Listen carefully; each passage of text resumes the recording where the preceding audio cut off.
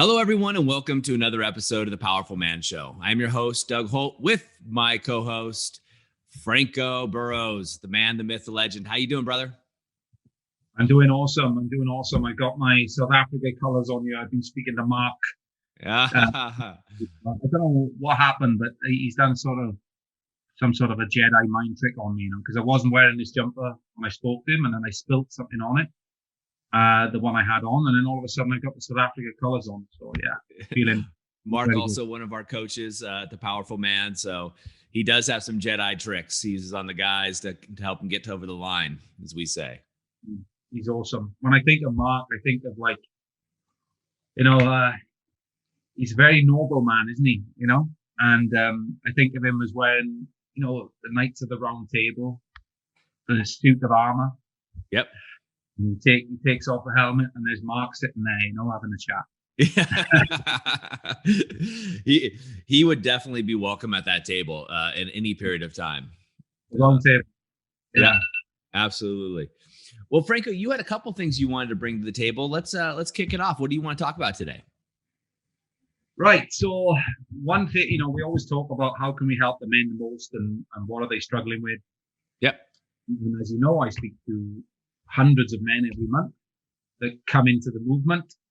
And one thing not all, but I would say if there was a conversation that sums up the majority of conversations, it's around men who are in one way, shape, or form saying, I want unconditional love.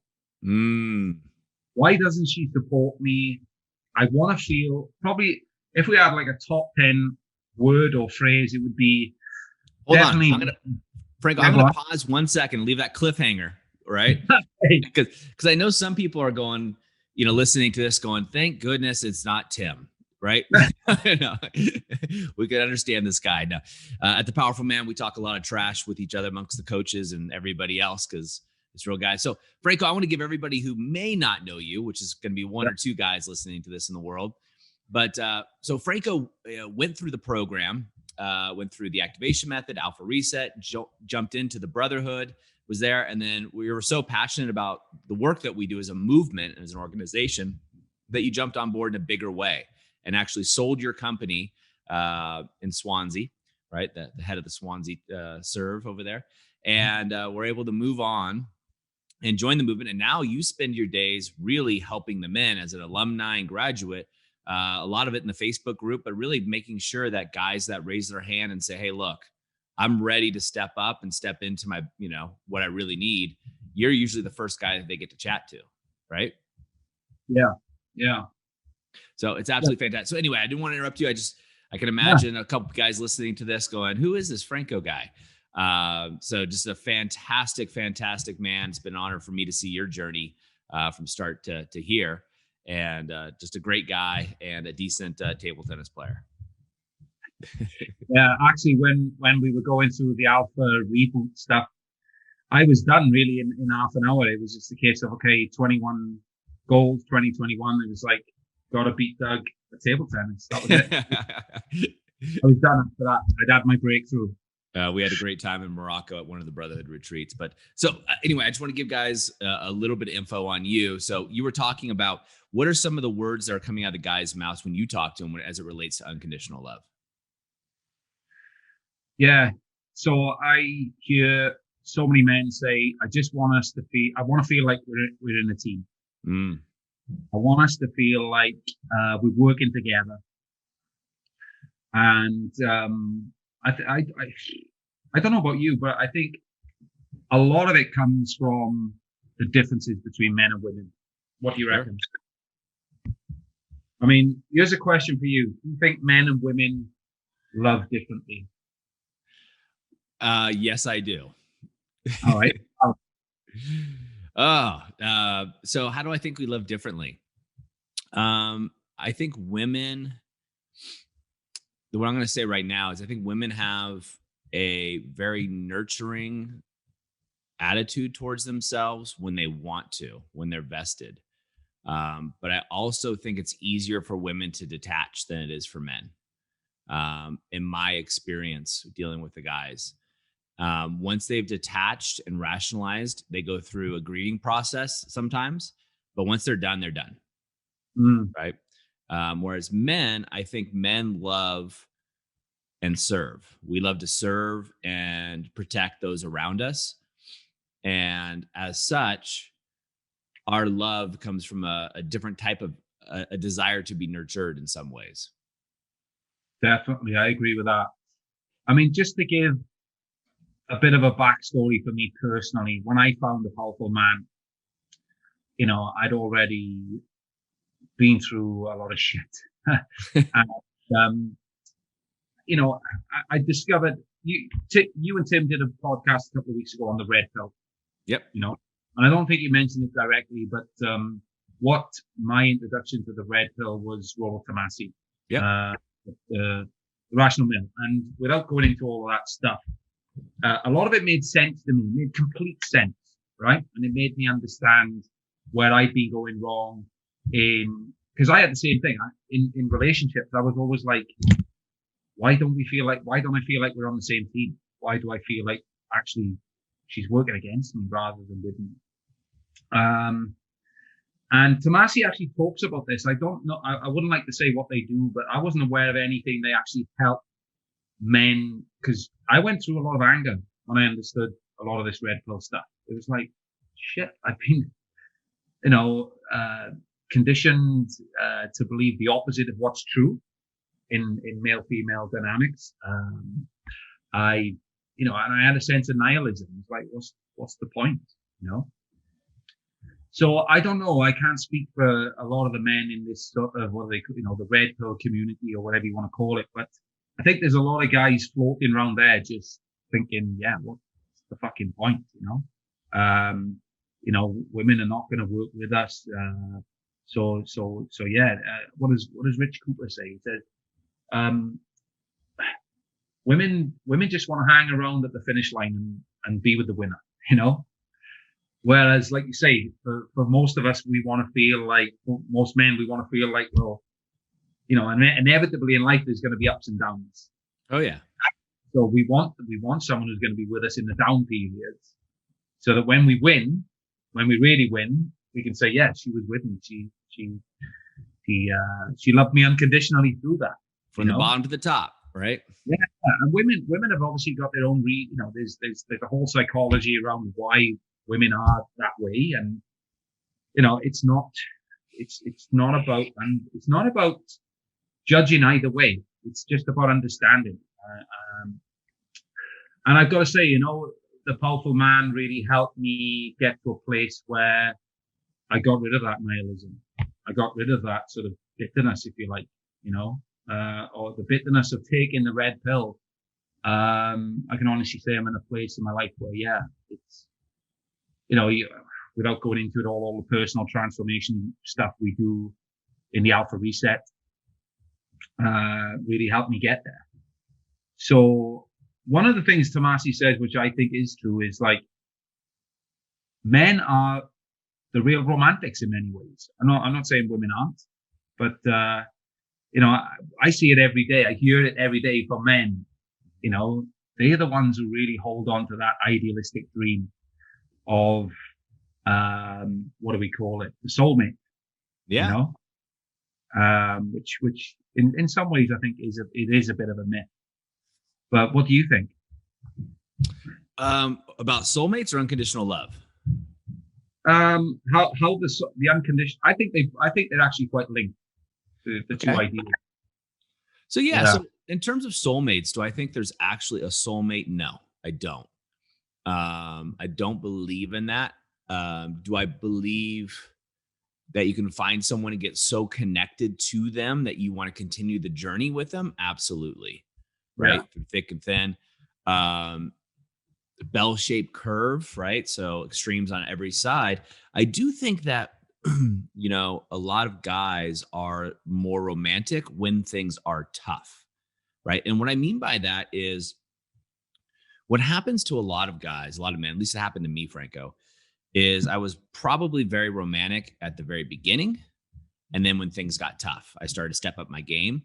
But I had a middle part, in the beginning in my relationship where I wasn't romantic in the classic sense. Now I know you're talking different. You're talking like holding on to this ideal of the perfect marriage, the perfect family, and the white picket fence, and the 2.3 kids and the dog and all that stuff. I think women have that at the beginning. I think they get disillusioned and move past it faster than we do. Right. So I'll speak for my wife for a second, which is always dangerous. But we talk very openly. We have a great relationship. She had that same thing too, right? The idea you get married, everything's perfect. It's a Hallmark card, we have over here, and you look just like the people on the TV shows, and everything's great, and you're happy, and you just put your head down, get a little work done, barbecues, the whole thing. But I think what happens is, as guys happen, is things start to go wrong for us. We start to go, oh shit, I'll fix it. Whereas women start to go, oh shit, I'm going to find a way out. Right. Mm-hmm. That's their version of fixing it, I think. And you and I talked real briefly offline about the need for security for women. And I think that's part of where that comes from, is that need for security. But I think guys need it too. And that's why guys hold on. Right. And want the nurturing. We want to go out to battle, so to speak. Right. Which is the world. Go out there, get what's ours for our family, and then bring it back to our kids and our wife. And we want them to look up to us with admiration. Right. That sounds awesome. I want that. Do you want that? I mean. Oh, absolutely. Yeah. What I've noticed is how important respect is. I don't know about you, but if I was to think of all the things that make me attracted to a woman, respect isn't actually high up on the list. It's not a decisive factor. Yeah. I want to be a nice person. Obviously, I want to be physically attractive, etc., etc. But respect, I don't know. I don't know if it's in the top 5 even, to be honest. But for a woman, if she doesn't respect a man, it's like game over. Well, yeah. I mean, we talk about, so we start off with unconditional love, but coming back to this is one of the things I love talking with you, was we're just able to free flow.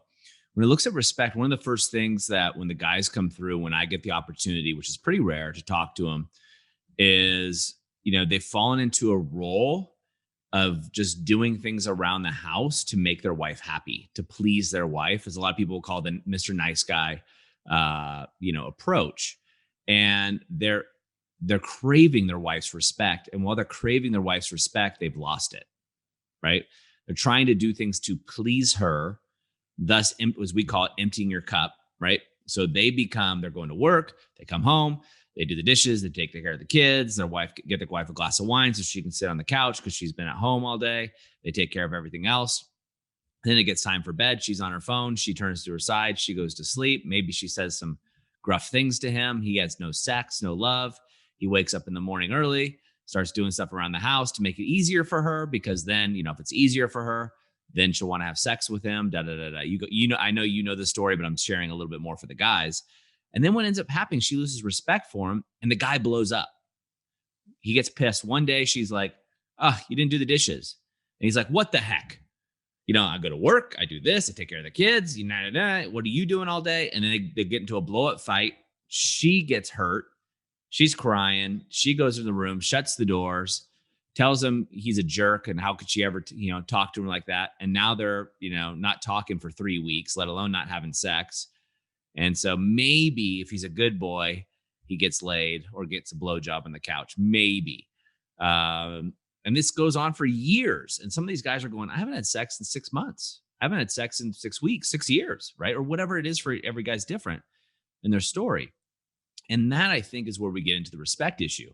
One of the things that we teach them in the activation method is how to gain back their wife's respect in a way that she'll appreciate. So not being a jerk. There's a lot of this pickup stuff that's out there where it's like, oh, just be a jerk and be an asshole.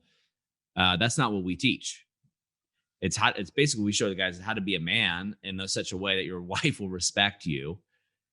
And now what happens, and happens within a week for a lot of these guys, some takes longer, but then all of a sudden the wife starts chasing them. right? Absolutely. And it's a different protocol. So that's where it comes back to respect. And since I've just had a cup of coffee, I'm gonna keep. One thing I want to talk to you about, because I'd love to hear your opinion on this, is the unconditional love, because I think it ties in. I think the reason men want unconditional love, at least I did, from their wives, is because they don't have unconditional love for themselves. Yeah, that's a great point. That's a great point. I'd agree with that. That's what it took for me anyway to get to the other side. Yeah, because there's that whole thing of, you know, I was literally talking with a friend about this the other day, and he was like, I've had it in a relationship where I've literally got sick, chronically sick, and I definitely noticed a drop in the rate. You know, it was like, shit, something's changed. I'm sick. You know, what do we do now? You know, it wasn't that sort of, you know, when we're around, you know, women will look after each other and know how to meet each other's needs, but also men will know how to meet each other's needs as well. You know, and I don't know about you, but for me, I've got friends who literally haven't done anything for me in 10, 15, 20 years, but because they did something for me when I was a kid, or they looked after me, or they didn't bully me, or whatever it was, they are still my friend, and I'll do anything for them. Yeah. But that's not going to fly in a relationship with a woman. We have a different, I don't want to say point scoring system, but a different way of, you know, measuring someone's worth or having that validation of what, you know, let's say that is someone I can love, you know? Yeah. I think it's different than just necessarily love, right? We've done a podcast on hypergamy, right? The idea that women naturally, biologically, the theory, they're always looking to go up the chain for protection. I also think what you're talking about here is loyalty and a version of respect, right? You have history with your friends in the past, but you also respect that they did something for you without expecting something in return. And that's high on your moral code, right? The men that we serve. Yeah, I was looking for something like that. Yeah. I think, you know, the men that come to the powerful man are usually men, are always men with high integrity. They respect and expect loyalty, right? It's just something that we attract. There's other men's organizations out there that, the name, we don't need to talk about. I'm not talking ill about anybody, but they tend to attract a lot of bark, right? A lot of guys that are talk a lot, yell loudly, etc. And that's all, because I know some of these guys, it's all bark, no bite. And the respect thing isn't there for a lot of these guys. Like they've been, for whatever reason, either they've been screwed over and they decide they need to screw over other men, et cetera, et cetera.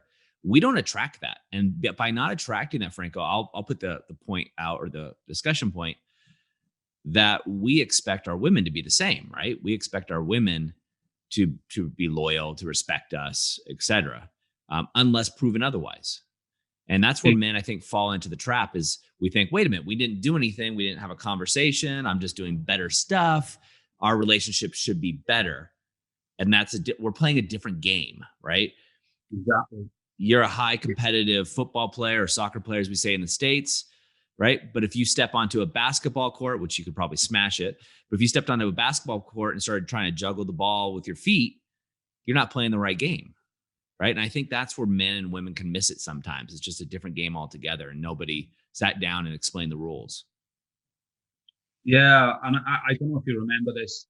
One thing I really struggled with, and we got into this in the Powerful Marriage Reset. It was awesome, by the way. Thank you. Yeah, it was amazing to see the men really step up and transform themselves, their relationships. So those guys are awesome. Yeah. And you talked about the 3 levels of relationship. Yep. Level 1 is where you're both just there to get what you can from the relationship. Level 2 is transactional, where I'll give you this if you give me that. So that's the classic, what you just described, isn't it? With the woman saying, well, if you're a good boy, I'll give you a blowjob or whatever. Yeah. And then the third level is, I can't remember what name we call it, but it's basically unconditional love, isn't it? You know? Yeah. The third level is really, yeah, it's unconditional love for yourself, for your wife. It's doing things without expectations. Yeah. Right. So I know you don't have any kids that you're aware of right now. Franco's a world traveler, guys, and he's out there, a man of myth, a legend. I tease you, obviously. He's a very dedicated guy. But having children, and I'm trying to relate this to guys, Franco, how they can think of it, is having children. Like you don't go pick your 3-year-old up out of the crib with the expectation that all of a sudden he's going to go clean the house, right? You just don't. You do it because you care for him, right? You do these things because you care for him. And that's a version of unconditional love, right? And so the third level is you do things for your partner, your wife, because it's good for her, because you care about her, not for what you're going to get in return. I Mm-hmm. think that's something you, Franco, just do naturally. And that's why, everybody who doesn't like Franco, right? Who doesn't like Frankie? Uh, you just naturally have that in you. Yeah. I tell you what I struggled with in relation to this. Because when we were going through it, I like most other people, I was like, yeah, that sounds, who doesn't want that? Yeah. That relationship where nobody keeps score, and it's not like, if you do this for me, I'll do this for you. It's just you give everything you can all the time. And one thing, going back to that thing about, if you get sick, or if you don't finish first, if you're not the guy at the finish line, and who finishes first, etc., etc.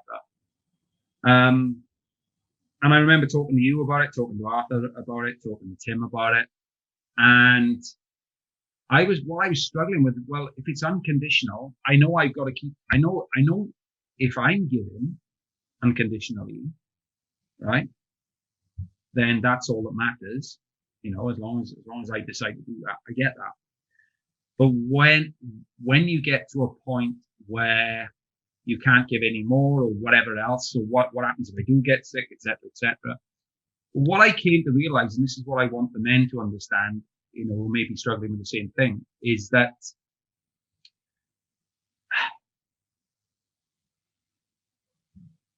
you can both, you get to level 3 and you are both giving unconditionally. That's the great thing about it. Nobody's keeping score. But here's the difference between men and women. If what I've learned anyway is that in any area of life, whether it's finances, whether it's going out on dates, whether it's whatever, if women have to lead all the time, they quite like to step up and lead now and again. But if they are the ones who always have to be out in front, then you're going to be in trouble.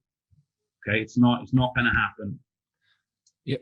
So if we want it to be unconditional, we have to lead with the unconditional love. We have to lead with that. If we want to heal the relationship emotionally and clean the slate, and obviously we've got a whole method around that, we have to set the standard. We have to lead the way. That's the biggest lesson I learned with all this. It's remembering that, yeah, you can have all that, you can have all the unconditional love, but you have to lead the way with it. And if things start to drop, then it's your job to get it back up to level 3. You can't wait for her to get it back up to level 3. Do you agree with that or not? Yeah, it's interesting. So when I think of level 3, I agree, and with caveats, though. You know me. My view of level 3 is I'm doing it unconditionally. Thus, if she doesn't do it, it doesn't matter. Right now, it doesn't matter in the sense that I'm still going to do it because I care for her. Kind of like the idea of you're in a toxic relationship, right? Just say, or you fall out of love with your wife, and you still do things because you love her, even though you break up with her, or your wife and you divorce, right? Because I know couples like this going through so much of this work, they separate. This is kind of this whole Hollywood conscious uncoupling stuff. But you separate and you still love that person for who they are, and you want the best for them, but you want the best for you. So you've moved on. That's where I look at it as a level 3. You're doing what's best for everybody without expectation, including yourself. So if your wife's playing at level 2, though, there's only so long you're going to last in that relationship. Yeah. Right. And same thing with her. If she's on a level 3 and you're in a level 2, which is what I think a lot of the guys can, well, I don't know if that's true either, But some of the guys can be at a level 1 and their wife at a level 2. And that's when they find their wife too late. It's knocked on the door of somebody else's house, and so to speak, and she's already left. That's a really good point. I remember that was something else that was interesting. Speaking to you guys when I started, was you all mentioned that it really, no matter how much you work on yourself, it really helps to have a partner who's working on herself. Because then there's only so long you can keep it up. If she's not responding, it doesn't mean she has to do courses all the time. I mean, how would you define it as someone who's working on themselves in that way? I think for everybody it's different. I can tell you, for me, I went the audiobook route just like you. I took courses remotely just like you, right, Franco? And nothing moved the needle until I really dove in, and my wife dove in. So my wife coaches women, right? She's running out, as you know, a course for women specifically around this. And when the man and the women are both working together, they're taking care of themselves. So they're filling their cups. And then you have a third entity, which is the relationship. You're able to come together. That's the way my wife and I were able to do it. I went through coaching. My wife went through coaching. And out of that, we were able to come together, and we created an amazing marriage. And we still, I always have a coach in my corner. I think everybody should, right? Just like sports, right? You could be the best table tennis player, but you need a coach in your corner to see the weaknesses in your game, right? You need somebody watching you and going through there. The best CEOs in the world have coaches. I've coached some of the best CEOs, right? Personally, but other people have them, right? Those coaches should have coaches. You need those optics, and the same goes in your relationship, right? Tim and Amelia, and Tim talks about this openly, because they're using the same intimacy coach my wife and I did. We decided, doing the work we did, we said, crap, let's take coaching before there's a problem, right? Because most of us go, oh, our relationship's having problems. Now let's go into a program. Now let's get coaching. No. I mean, you got to do it then, but be proactive and do it. Going through a course or something that resonates you. It doesn't have to be the activation method. You and I think it's absolutely the best out there, but it can be something else. But yeah, I think you got to answer your question. I think you have to, your wife will have to do it. Otherwise you'll be some stagnation. If you're on a path of growth, if you're just taking the activation method and the alpha reset and you're solid, good chance she's going to follow your lead. Cool. But if you want to continue growing like you did, right? You joined the brotherhood and all of a sudden you're working on your business, you're working on all these other aspects of your life. Your partner at that point is going to have to make a choice, right? Because you're growing. Is she going to grow with you or stay stagnant? And it's a really tough pill for a lot of people to swallow. Yeah, and I much prefer, because I was one of the many men, I would say more than half of the men that come to us have tried marriage counseling, relationship counseling. I was one of those. And I can say it definitely didn't work. It didn't work for me either, man. It made it worse. So I'm a big believer in working on yourself and then bringing a better self into the relationship rather than, and again, this comes back to like the differences between men and women. Like a woman can love you to bits, but when you get in front of a counselor, whether it's a man or a woman, or in our case, it was actually another couple, and they were lovely people, but the dynamics are all wrong for the man and therefore for the relationship, because what are you doing? You're saying, we don't know what we're doing. Okay. Help us. You know what you're doing. You're in their frame. Okay. Yes, you're in their frame. For a man, because what's your woman doing? She's looking up at them. She's looking up at the man and the woman, and they know what they're talking about. What are we here to talk about? We're here to talk about problems. That's the key. So guess who's the problem? All of a sudden, maybe even looking down at you, looking up at them. It's all wrong. And what do we see in the relationship? That really start to work well. We see it like clockwork, don't we? With the men that we work with, that the woman is looking up to her man. So that doesn't mean he has to have the answer to every single problem in the world and he's like smashed everything. It just means that within that dynamic, he leads. He lives in his own reality, and that's why I'm a big believer in men getting coaching from other men. And it was one of the first questions I asked when I joined was like, okay, no, it's not that I didn't want to, I've got a I love women, of course. But it was like, I want to be coached by men, not by women. I didn't know that. Yeah. Found that so awful, Yeah. I think it's paramount, man. When you look at, this is just because I'm talking about the powerful man. Well, because it's my reality. It's where I spend my time and who I talk to. But I would say we have 100% success rate in getting men in a position where a woman they love respects them, right? And admires them. It may not be their wife because it may be too far gone, right? Right. That may happen, but it's the next woman that comes in, right? So most marriages repair. Most marriages get back together.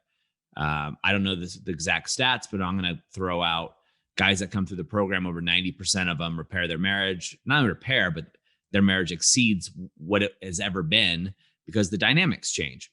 And those 10% that, she had filed for divorce before they came in the program or whatever, she's left, she's already gone. They've found the other woman and they've used what we teach them. And that dynamic is exactly what they've always wanted. And so it goes across the board to say, my experience with therapy and yours is you're digging up the past. You're the problem. You're in that situation. You got to talk about all these things. Women seem to remember every friggin' thing you did wrong. You can't remember yesterday, right? Unless there's a big event. And that just doesn't work, right? Because then you're following her lead. And whenever in any relationship, there's going to be a dynamic of an alpha and it just is. And someone's got to choose to lead. It's dancing. Someone leads the whole movement. And for most guys, we've been taught, I certainly have, Franco, is you got to be a good guy, got to be a better husband, got to do more around the house. You got to do all these things. And then your wife starts leading and she's like, I don't want to lead. Like, it's a dynamic shift. And that's where we fall into a lot of problems. That's just flagged up something for me. I just literally got off the phone with a guy who hasn't had sex since September. What are we in now? December. And he sat down with his partners and said, look, what's going on? Why aren't we having sex? And so the insight I gave him was, let's say this was not related to sex, but it was two men having a discussion. Right. So men are problem solvers. Yep. And in that relationship, whatever the problem is, maybe it's in a homosexual relationship for argument's sake, but men are problem solvers. So they're going to say, what's the problem? What do we need to do to fix it? Let's fix it. Yeah. Yep. And that's what he was doing to his wife. He was just presenting a problem, hoping that she would help him fix it. Yeah. But his wife doesn't want that. His wife doesn't want to fix a problem. She wants to connect. Yes. So, and also what she wants really is a man who just gets it, which he would get if he was connected to her. Yeah. So, again, it's that, his whole thing was, if she loved me, why isn't she having sex with me? And she's like, because you don't get it. Yeah. Oh. So I suppose the message I've got is that it's not fair. It's not equal in love. There's men and women we just love differently. But as soon as we accept that, then we can start to appreciate the differences. Then we can actually start to have more. That's when we can have a bit more respect for women and like the way they work, the way they operate. Yeah. And the way they love it. It's just different, Yeah. Go ahead. No, I just want to say as well is that what it boils down to is that we have to continually be better because, like you say, hypergamy dictates that. Yeah. Whereas for a woman, if you go back to there was at least one, there may be in a whole series of studies around this where when a man moves in with a woman, our attraction to her, it does go down, but only very gradually over time. Okay. But a lot of the time, her attraction just plummets, and one of the reasons might be, the hypergamy thing. So as long as she looks roughly the same or whatever, and we can still be attracted. Now there's other, we've got our dark side as well, like the fact that, biologically we're programmed to spread our seeds, et cetera, et cetera. Whereas women are biologically programmed, like you say, to go up. So if they're going to cheat, they're going to generally cheat up the scale. Whereas men are just like, because it's there, the opportunity is there on the plate, I forgot what I was driving at with this, but yeah, I think what it is that the hypergamy drive in women, it actually makes us better as men, to keep up with that, but there's obviously a limit to how you can, we can't be obsessed with constantly having to be the best and et cetera, et cetera.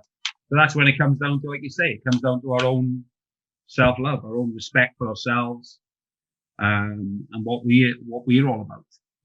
Yeah, I think when you look at, for the women, they're craving connection a lot of times, what you said, but that's where the triadic connection comes in, because it's not just connection. There's multiple facets to that level of connection and how you can do it.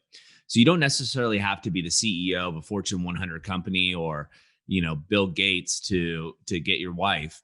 If you can do the triadic connection and you're continuously working on improving yourself in one way, shape, or form, that's all that's needed, guys.